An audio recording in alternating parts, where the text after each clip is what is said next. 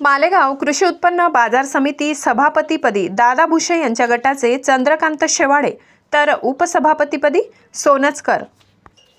मालेगावातील ठाकरेंची एकमेव संस्था देखील आता शिंदे गटाकडे।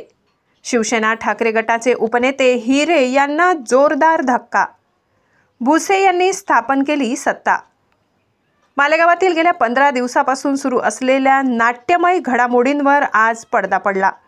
मालेगाव कृषी उत्पन्न बाजार समिती सभापतीपदी भुसे गटाचे संचालक चंद्रकांत शेवाळे यांची तर उपसभापतीपदी अरुणा सोनचकर यांची निवड।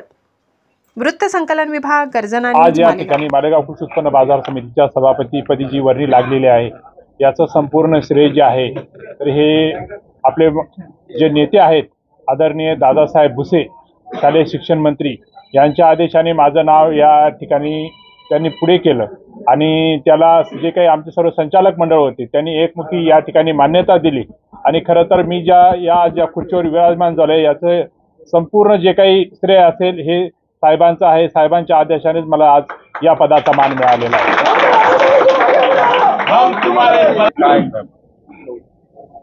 आज या ठिकाणी आम्ही जे संचालक आहेत ते टोटल 17 आहेत। 17 पैकी या ठिकाणी 14 जे होते तर या ठिकाणी ते हजर होते 14 संचालक आणि या 14 संचालकांमधून या ठिकाणी सभापतीसाठी फक्त माझा एकट्याचाच फॉर्म या ठिकाणी होता।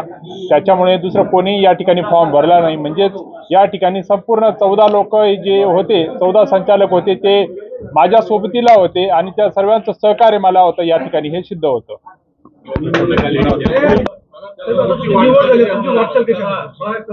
या ठिकाणी जी मार्केट कमिटीची जी वाटचाल राहील ही आमच्या ज्या संचालकांमध्ये जे काही ज्येष्ठ संचालक आहेत की ज्यांचा दुसरा टर्म तिसरा टर्म जे आहेत आणि तसेच आमचे एक मित्र याच्या पहिले उपसभापती होते विनोद भाऊ, त्यांचं पण जे या ठिकाणी जे काही अनुभव आहे तसेच आदरणीय म्हणजे माझे पालकमंत्री दादासाहेब भुसे आणि आताचे शालेय शिक्षण मंत्री जे आहेत आमचे नेते शिवसेनेचे दादासाहेब भुसे यांचे जे काही पद्धतीचे जे काही मार्गदर्शन राहील त्या मार्गदर्शना पद्धतीने आमची जी संचालक मंडळ आहे ही सर्वांना सहकार्याने आणि सर्वांना सोबत घेऊन या ठिकाणी मार्गक्रम करेल।